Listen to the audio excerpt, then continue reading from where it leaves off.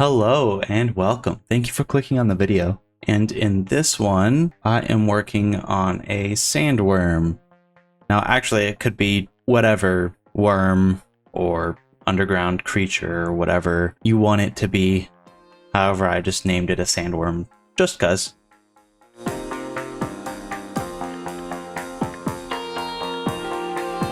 This was really fun to make. So I really hope that you like this video and also subscribe to the channel. I think the most challenging thing about this one in particular were the drivers to move the teeth around. Here's a quick showcase to the final product.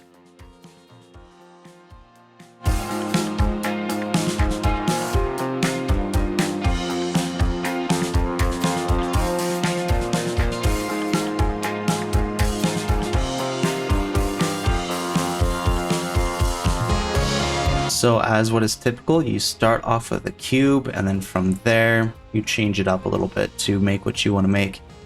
I ended up creating a egg shape and then turned it into a more cylindrical shape. And in this one I was going for a worm-like feature, which is very cylindrical. So I activated symmetry mode as well as used a radial feature that Blender has, and that way I can get all these different areas to be the exact same. It really speeds up workflow as well as makes it look more uniform throughout. Now originally I was going to put the teeth with the body, but I realized that that was not going to work with how I wanted it to work. So instead I ended up just deleting the teeth that I made and added a sphere that I then changed to make it more like a teeth shape. This way then I could have varieties and also I can sculpt the tooth how I want it to look.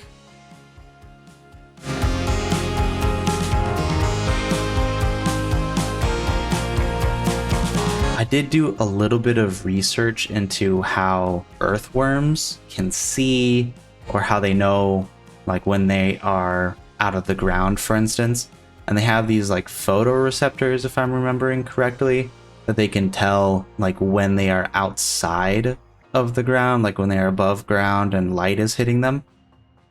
And so I decided to add something like that as well. What I added aren't necessarily eyes, but they kind of function the same. They can tell when there's sunlight, then they know when they are out of the ground.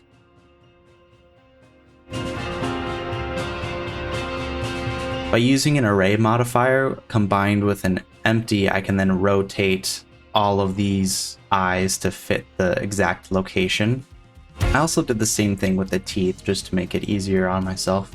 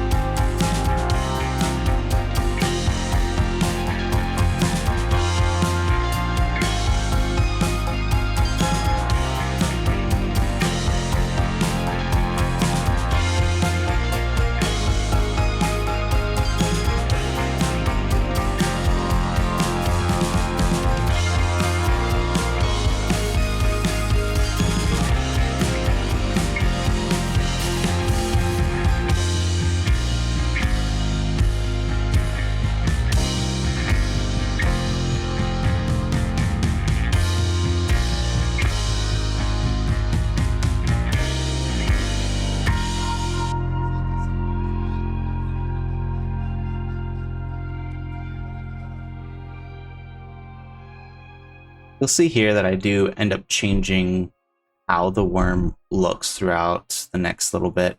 I think I go through like 3 different variations of how I want it to look until I settled on one that I really enjoyed.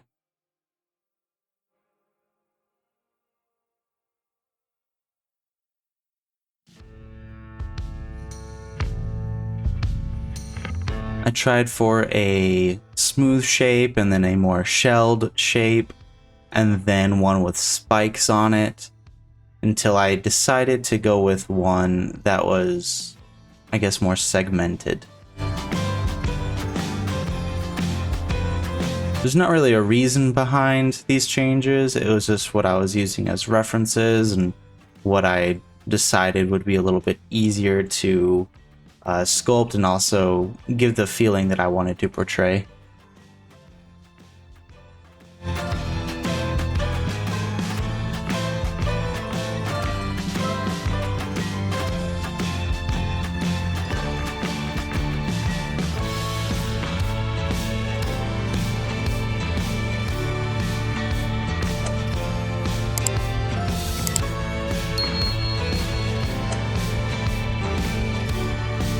In the last video, I noticed that my audio quality was pretty bad. It was my second video that I made, but I still didn't have much practice with audio. I didn't look up enough, like YouTube tutorials, for instance, to figure out how to make good quality audio videos or include good audio in my videos.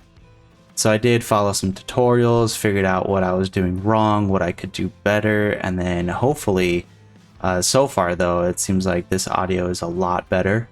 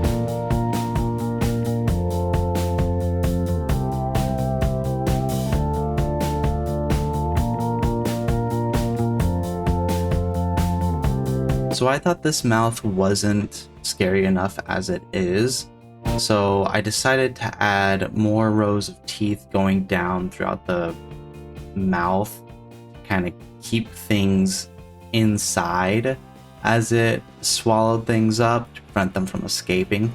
So I made some more teeth shape. These ones are very basic now, And I used that array modifier from before as well to make it circular around the mouth. And then I started to angle some of these teeth downwards, so in that way things won't escape. Kind of like how penguins have these things inside their beaks in order to keep fish from escaping.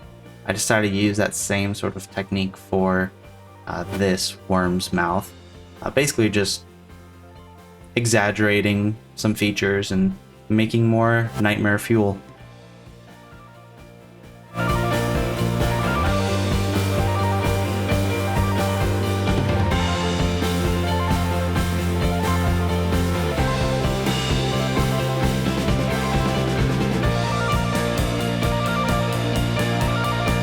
I did want to give the body more texture than just these segments, so I created a new brush, put a texture on it to give more bumps and variety to the skin of this worm.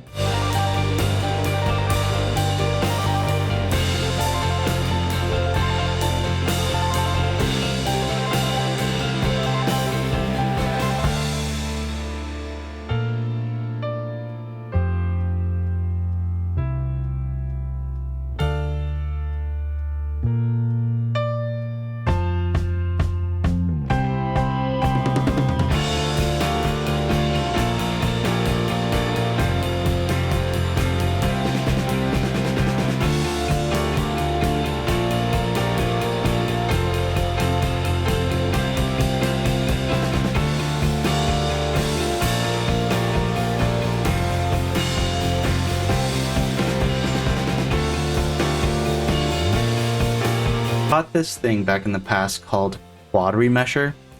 Basically, it does a very quick and dirty remesh of the object that you're applying it to.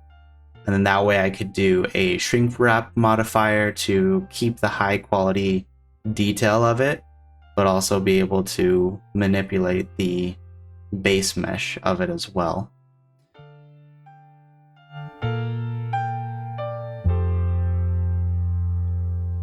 It makes posing and animating the character, or in my case the creature, a lot easier.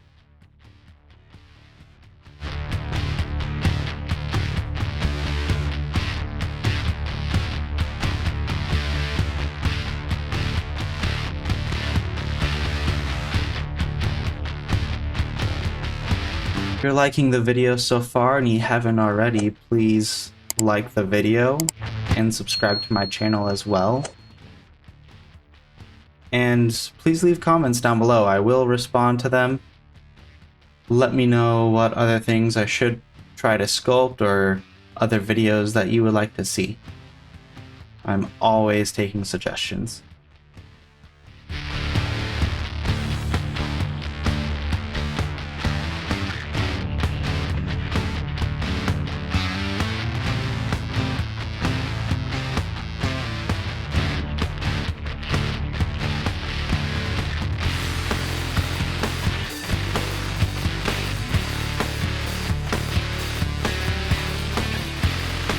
As mentioned at the beginning, these drivers were a really interesting piece of technology that I did not know how to do before. I did watch a couple of YouTube tutorials on how to properly work drivers, but what I wanted to do was I wanted to have this slider here. When I brought the sphere closer to the mouth, the teeth would open up as if it was eating that sphere, for instance, and then when the sphere would go away from the mouth would close up. I did this so then that way I can have different posed creatures at the end of this, and then that way I could have just a few different varieties. I could have one with its mouth fully open, aimed down at a character, for instance, or I could have the mouth fully closed and just barely coming out of the ground, or just any variations that I wanted to do. These drivers, though, I wanted to only have to deal with one axis, so I moved the axes around a little bit so that way I would only have to deal with rotation in one of them. By right-clicking on the axis, I can then set a driver,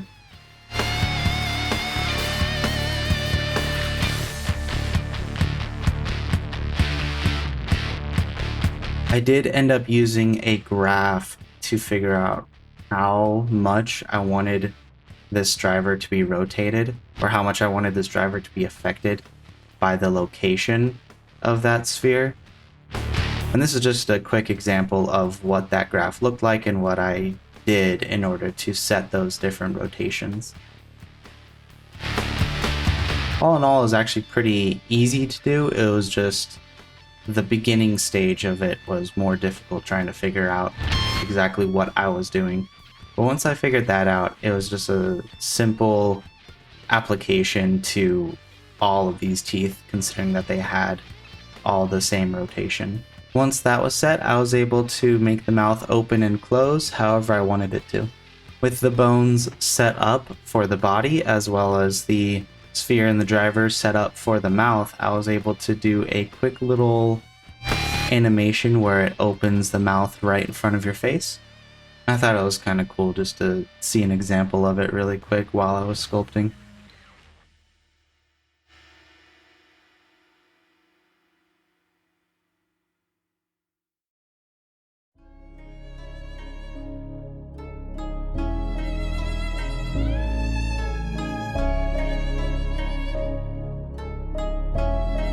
I made a duplicate of everything, and then I started to move the bones around in the position that I want it to be in to set the final pose. Once I got the pose correct, I applied all the modifiers, the armature, the shrink wrap modifier, and that way I could start sculpting the inside of the mouth, as well as applying more texture on the outside and fixing a few little things here and there. But I really wanted to get work on the inside of the mouth because I noticed that the bones ended up pushing some of the inside of the mouth outwards and it was covering up the teeth. I also wanted to add some ridges on the inside of the mouth just to create more of that nightmare feel, make the inside of the mouth even more terrifying.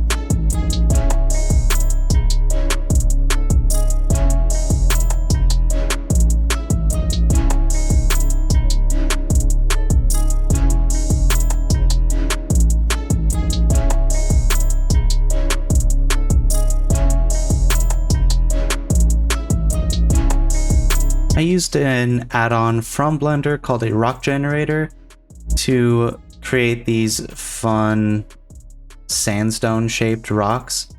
I figured since it's a sandworm, there should be some sandstone around as well, especially if it's bursting out of the ground. Some hardened sand would come with it as well. I just did the add-on for that and just manipulated some of the modifiers for it to create the shapes that I wanted.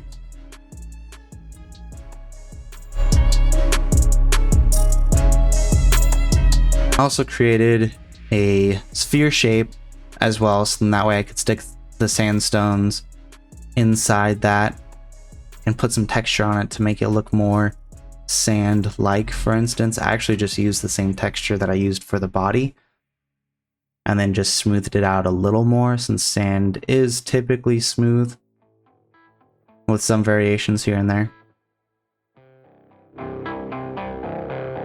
But yeah, that's pretty much it. I did some final touches. I deleted some of the excess things that I didn't need for the base area, and then I started working on the video production part, creating the materials for the skin, as well as for the rocks for the final renders and the shots that you saw at the beginning.